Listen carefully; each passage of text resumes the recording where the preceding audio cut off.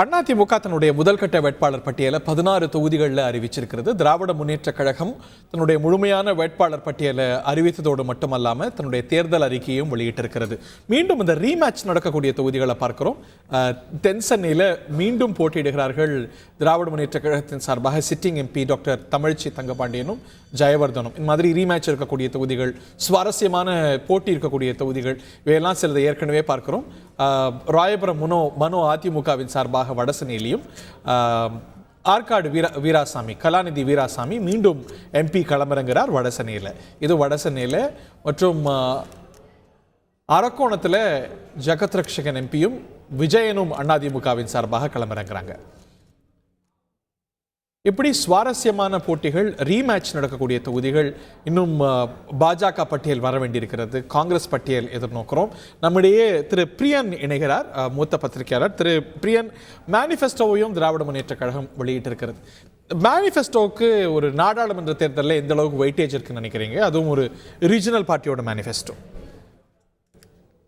வணக்கம் ஹரி. அதாவது இந்த திமுகவுடைய அந்த தேர்தல் அறிக்கையை பார்க்கும் பொழுது ஏதோ இந்தியா கூட்டணியோட தேர்தல் அறிக்கை, மத்தியில இந்தியா கூட்டணி ஆட்சிக்கு வந்தால் நாங்கள் இதெல்லாம் செய்வோம்ன்ற மாதிரியான ஒரு விஷயங்கள் தான் சொல்லப்பட்டிருக்கு. இலங்கை தமிழர்களுக்கு குடியுரிமை சட்டம் ரத்து, அப்புறம் தமிழ் ஆட்சி மொழி, நீட் ரத்து, மாநில முதல்வர்கள் வளர்ச்சி குழு, புதிய கல்விக் கொள்கையை ஏற்றுக்கொள்ள மாட்டோம், ஒரே நாடு ஒரே தேர்தல் ரத்து, புதுச்சேரிக்கு மாநில அந்தஸ்து, நாடு முழுக்க காலை உணவு, உச்சநீதிமன்ற கிளை சென்னையில, இப்படியே சொல்லிட்டே போனீங்கன்னா சாதி வாரி கணக்கெடுப்பு, ஆல் இந்தியா லெவலில் ஆளுநரோட அதிகாரங்கள் குறைப்பு, ஜிஎஸ்டிஏ மாற்றங்கள், சிலிண்டர் விலை குறைப்பு, பெட்ரோல் டீசல் விலை குறைப்புன்னு எல்லாமே மத்திய அரசு பண்ற பல விஷயங்களை தான் அந்த இதுல சொல்லியிருக்காங்க. பட் ஆனா வித்தியாசமான ஒரு விஷயம் என்னன்னா, புதிய கல்விக் கொள்கையில பிஎம்சின்னு ஒரு ஸ்கூல்ஸ் இருக்கு. அந்த ஸ்கூலை இந்த தமிழ்நாடு கவர்மெண்ட் பரிசீலனை பண்றதா சமீபத்தில் ஒரு தகவல் வந்தது. அதுல ஒரு கிளாரிட்டியே இல்லை. அதாவது பிஎம்சி ஸ்கூல்ஸ் நீங்க அவங்க மத்திய அரசு நிதி ரிலீஸ் பண்ண மாட்டேங்கிறாங்க. அந்த ஸ்கூல் நீங்க ஒத்துருந்தீங்கன்னா பண்ணுவோன்றாங்க. ஸோ இந்த கவர்மெண்ட் ஆஃப் தமிழ்நாடு அந்த ஸ்கூல்ஸ் பரிசீலனை பண்றாங்கன்ற ஒரு செய்தி சமீபத்தில் வந்தது.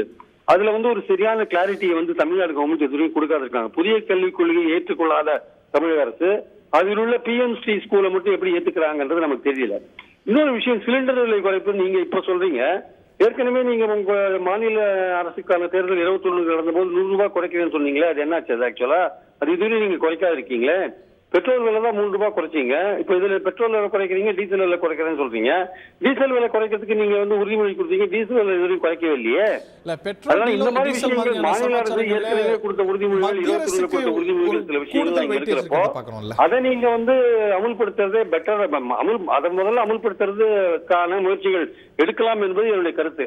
மற்றபடி ஒரு வைடா பாத்தீங்கன்னா ஒரே நாடு ஒரே தேர்தல் ரத்து, புதுச்சேரிக்கு மாநில அந்தஸ்து, இந்த மாதிரி ஒரு நாடு முழுக்க காலை உணவு, நல்ல திட்டம் காலை உணவு நாடு முழுக்க போறது பெட்டர் தான். அதனால இது திமுக ஒரு ஆல் இண்டியா லெவல்ல இந்தியா கூட்டணி மீண்டும் ஜிஎஸ்டியில மாற்றங்கள் கொண்டு வரது போன்ற விஷயங்கள்.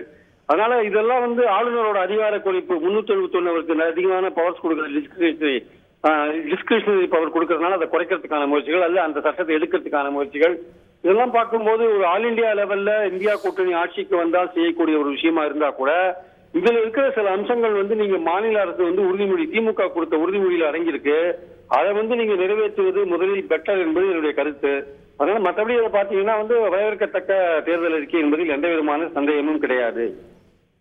நன்றி திரு பிரியன், தேங்க்யூ வெரி மச். செய்திகளை உடனுக்குடன் தெரிந்து கொள்ள உடனே சப்ஸ்கிரைப் பண்ணுங்க.